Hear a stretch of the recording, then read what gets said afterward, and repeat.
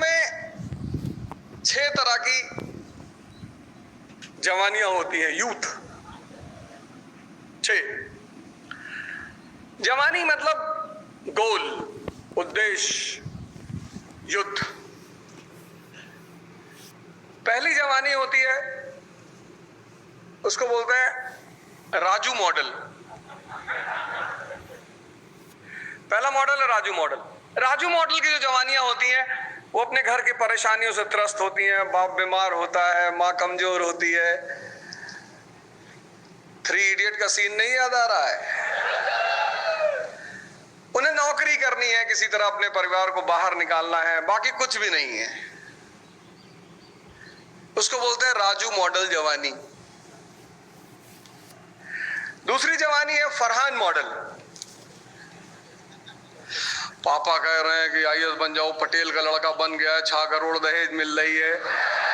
पापा के चक्कर में जो है। मैं सोनू सूद लाया हूं अपनी खुद की सोशल मीडिया ऐप एक्सप्लोजर, दुनिया की पहली।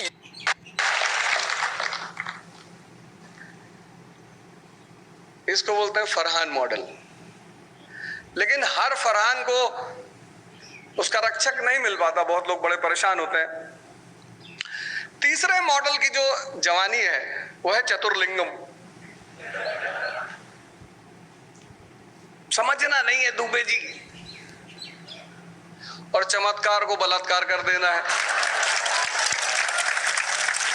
किसी भी कीमत पे लोगों को सताना है, परेशान करना है, गिराना है। एग्जाम टाइम में दूसरों के कमरों में ब्लू किताबें फेंकनी है। ये तीसरी टाइप की जवानी है। चौथी जवानी है बबलू मॉडल। बबलू भैया पहलवान बनना चाहते थे, माफिया बन गए मिर्जापुर में। ये होती है बबलू मॉडल जवानी की। तकदीर कहां से कहां लेके चली गई कि अगली बार मुन्ना भैया हमारे घर आए, वापस ही नहीं गए। गुड्डू भैया बबलू भैया एसएससी में जाना चाहते थे। हाँ, बबलू भैया एसएससी की तैयारी कर रहे हैं। ये चौथी मॉडल है। पांचवी मॉडल है मुन्ना मॉडल कि पापा जितना बनाए बस उसी पे कब्जा करना है, किसी भी कीमत पे। मिर्जापुर चाहिए पापा, चाहे जैसे चाहिए, किसी भी कीमत पे चाहिए। ये 5वां मॉडल है। लेकिन जो छठा मॉडल है वो सबसे श्रेष्ठतम मॉडल है। अब आपको देखना यह है कि आप इन 6 मॉडल में कहां खड़े हैं। छठा मॉडल कौन सा है? बस आ गए ना कालीन भैया दिमाग में तुरंत? रैंचो मॉडल। रैंचो, वो जो रैंचो मॉडल है ना, वो श्रेष्ठतम मॉडल है। उस मॉडल का जो यूथ है, आप किताब पढ़ते हो रटने के लिए, आप मूवी देखते हो मजा देने के लिए। ना किताब से ज्ञान मिलता है और ना मूवी से। रैंचो मॉडल की जो जवानी है उसका सबसे पहला फीचर ये है कि जो भी सीखा है, पढ़ा है, उसको अप्लाई कर सकते हैं कि नहीं। जो तुमने पढ़ा 14 साल 15 साल, नर्सरी से लेके क्लास 12 ग्रेजुएशन, अगर तुम उसे अप्लाई नहीं कर सकते तो पढ़ाई क्यों? तो जैसे ही रैंचो हॉस्टल में एंटर करता है, रैगिंग चल रही होती है। चल रही होती है ना? क्या अप्लाई करता है अपने नॉलेज को? वाली सीन याद है ना? तार खींच के, ब्लेड लगा के, इसको बोलते हैं रैंचो मॉडल। जो भी रैंचो मॉडल की जवानी है, वो जो भी पढ़ रहा है, जो भी कर रहा है, उसका एप्लीकेशन भी देख रहा है। फिजिक्स किस लिए पढ़ रहे हैं, ज्योग्राफी किस लिए पढ़ रहे हैं। अब यहां ज्योग्राफी पढ़े हुए लोग से अगर पूछ लो, बहुत सारे लोग यहां ज्योग्राफी पढ़े होंगे, लेकिन ज्योग्राफी पढ़े हुए लोगों से अगर इस क्लास में पूछा जाए, जो यहां इस ऑडिटोरियम में बैठे हैं, कि अफ्रीका में आज तक, अफ्रीका कॉन्टिनेंट पता है ना, अफ्रीका में आज तक इतनी इन्वेस्टमेंट आई, इतनी, मार्शल प्लान, मोलोटोवा प्लान, तमाम सारा पैसा अफ्रीका में आया। सेकेंड वर्ल्ड वॉर हुआ, उसके बाद 2 मनी लेंडर, कुछ पुराने मनी लेंडर, 2 महाजन खड़े हुए, पहला महाजन यूनाइटेड स्टेट्स ऑफ अमेरिका, उसने दुनिया को पैसा बांटना शुरू किया। कौन से प्लान के तहत? मार्शल। और महाजनी बदमाशी से ही हो सकती है। तुमने 50 करोड़ रुपए बाजार में बांट दिए, अब साइकिल से ब्याज लेने थोड़े जाओगे, और साइकिल से ब्याज लेने जाओगे तो वापस भी नहीं आओगे। तो 50 करोड़ रुपए अगर मार्केट में बांट रखे हैं 10% पे, और हर महीने वसूली करनी जानी है, तो कम से कम 10 फॉर्च्यूनर, और आगे की फॉर्च्यूनर में तुम बैठे हो, तुम्हारे साथ एक ब्लैक बैठा हुआ है 6 फीट 3 इंच नंगी तलवार लिए हुए, और तुमने शोरूम के सामने अपनी गाड़ी रोकी और बोले कि लाला जी हाँ भैया। तो 1949 में बना महाजनों का संगठन नाटू। तुम्हें रैंचो से यह बात सीखनी है कि अगर पढ़ाई एप्लीकेशन में नहीं है, इतना पैसा आया अफ्रीका में मार्शल प्लान से, मोलोटोवा प्लान से, इंडस्ट्रियलाइजेशन क्यों नहीं हुआ? अब ये बात जो लड़का ज्योग्राफी पढ़ता है कायदे से, वो बता सकता है। ये पहली चीज है जो तुम्हें रैंचो से सीखनी है कि नॉलेज का एप्लीकेशन। ये बात वो भी लड़का बता सकता है जो आगे बैठ के वीडियो बना रहा है। इतिहास गवाह है यूपीएससी दुनिया का सबसे टफेस्ट एग्जाम है, और हिस्ट्री के सिलेबस को खत्म करना अपने आप में एक चैलेंज है। लेकिन सोचो, हिस्ट्री की इंपॉर्टेंट डेट्स आपको स्ट्रक्चर्ड वे में पढ़ने को मिले, मॉडर्न हिस्ट्री और पॉलिटी जैसे टॉपिक्स के बाइट साइज कंटेंट रिवीजन करने को मिले। अनअकैडमी एक्स से इस वीडियो ने एक नया भिखमंगा पैदा कर दिया।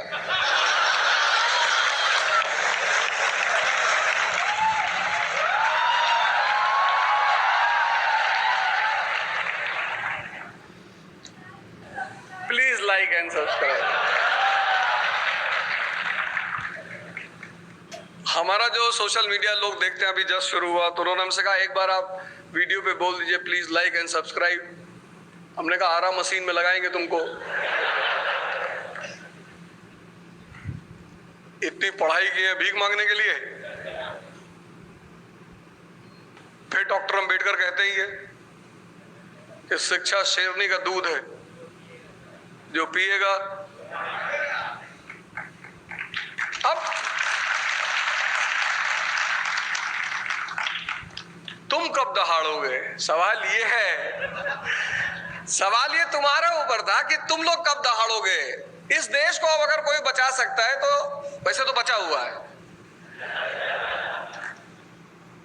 2047 तक हम महाशक्ति बन जाएंगे, प्रधानमंत्री कोई भी रहे। बनेंगे वो पक्का बनेंगे, ऐसी कोई दिक्कत की बात नहीं है।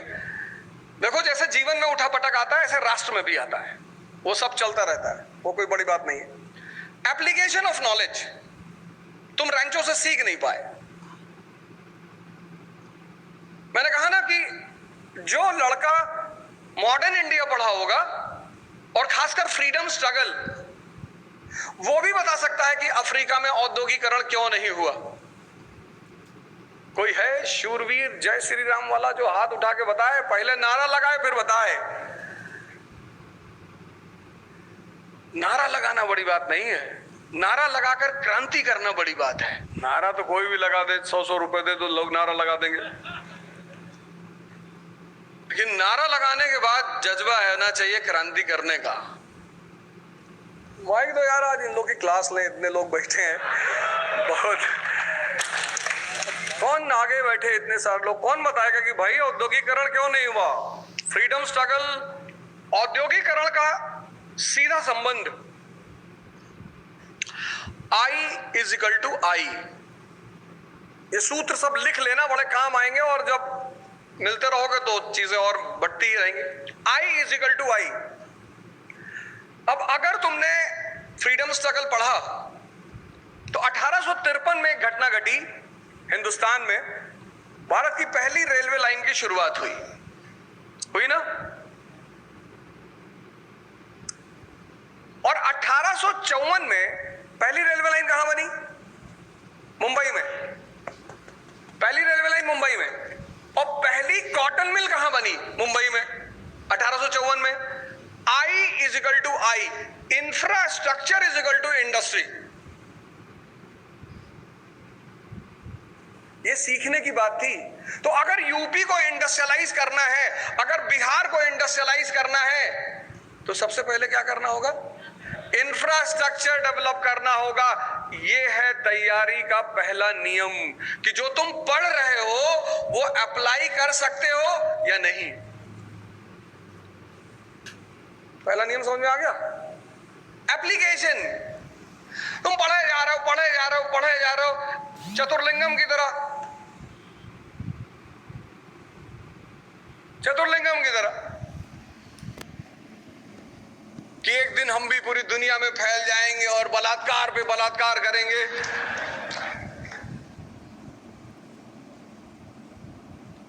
चतुर्लिंगम जैसे लोग अपने बच्चे को 5,000 रुपए पर मंथ जेब खर्चा दे सकते हैं, पर उनके जैसे लोगों के पास 400 पेटेंट नहीं हो सकते।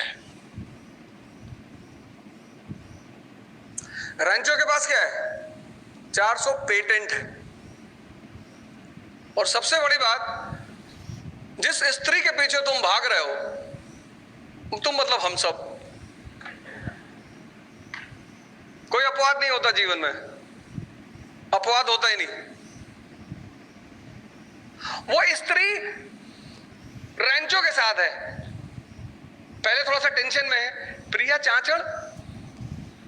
फिर जब पता चलता है कि इसका नाम तो वांगड़ू है, तो कहती प्रिया वांगड़ू, मैं अपना सरनेम नहीं चेंज करूंगी, मतलब साथ में रहूंगी, बस सरनेम का मसला है, क्योंकि 400 पेटेंट है।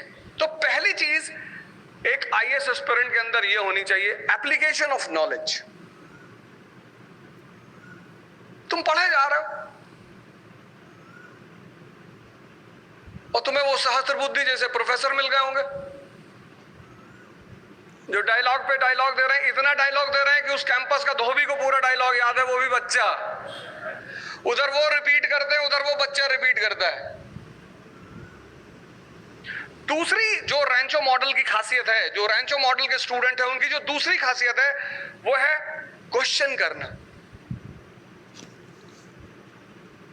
प्रश्न पूछना। क्योंकि सोच रहे हैं ना पढ़ाई के बारे में, तो जब पढ़ाई के बारे में सोच रहे हो और क्लास में टीचर बोल रहा है तो कोई ना कोई डाउट तो उठेगा ही ना।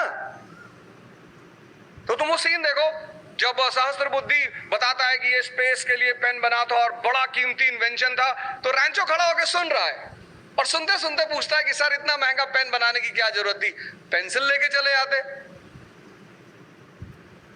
अब टीचर के ईगो को धक्का लग गया कि यार ये पेंसिल वाला तो पता नहीं।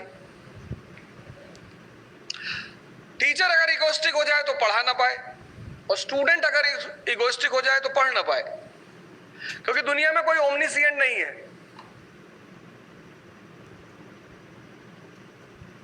हम कोच हैं, हमको तरीके पता है,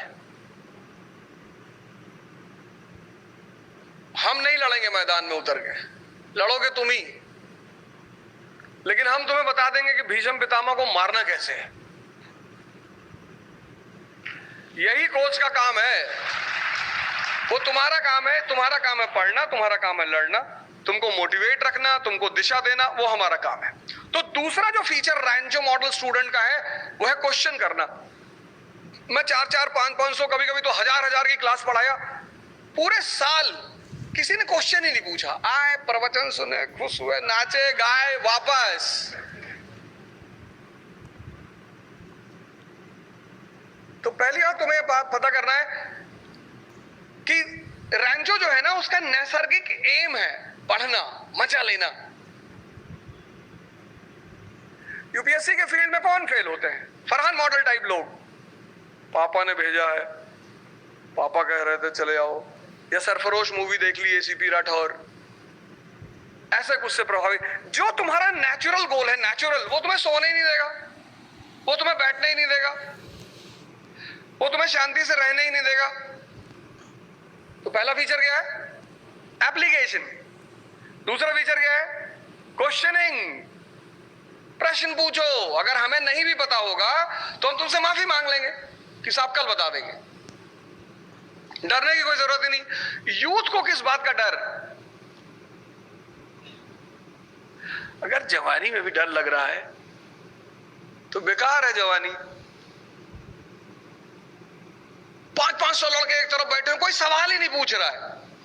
पूछो, खड़े हो जाओ, अपना सवाल करो, इंटरैक्ट करो टीचर से। हो सकता है टीचर तुमसे कहते बहुत सिली सा सवाल है, कोई बात नहीं है, 10वीं बार पूछोगे तो स्टैंडर्ड पूछोगे। हो सकता है टीचर तुमसे ये कह दे कि अभी मैं जवाब नहीं दूंगा, ठीक है, बिल्कुल सही बात है, क्योंकि एक टीचर को 2 से 2.5 घंटे पढ़ाने को मिलते हैं और उस 2.5 घंटे में उसे एक फिक्स्ड सिलेबस पूरा करना होता है, मुझे छोड़ के। बाकी सब पढ़ाने जाते, मैं आज तक कभी पढ़ाने नहीं गया और ना पढ़ाने में मेरी कोई रुचि है। इतने पढ़े लिखे लोगों के देश में अगर मुझे पढ़ाना पड़े, मैं तो भैया यहीं गोंडा बगल में पैदा हुआ हूं। बचपन में आते थे क्लास 10th में, यहाँ पे गंज में एक सिनेमा हॉल था साहू, तो बाबूजी से कहते थे कि बाबूजी सेमिनार हो रहा है पीएमटी का।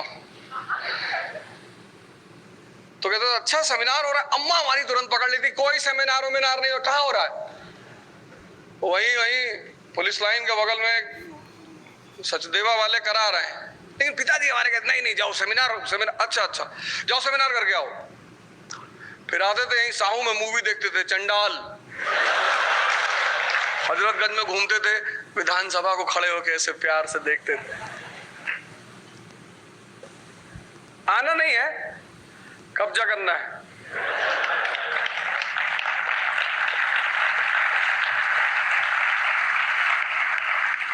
जब सपने ही देखने हैं तो इतने बड़े बड़े देखो कि जो सुन ले वो बेहोश हो जाए।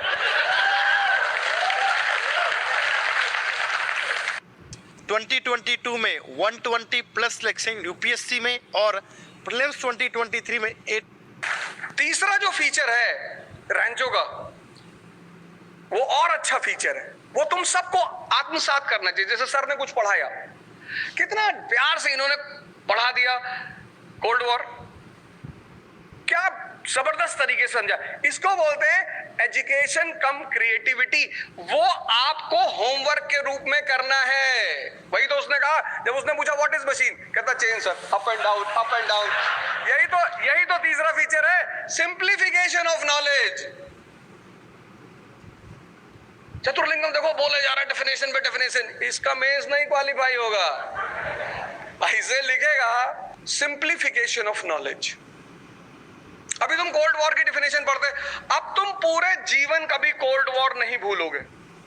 इतने प्यार से सर ने पढ़ा दिया है, इतना मजाक में यहां से बता दिया है कि माँ बाप है, बेटा है, झगड़ा हो गया। देखो कॉन्सेप्ट को क्रिएटिव बना लिया कि नहीं बना लिया। इसी को बोलते हैं होमवर्क।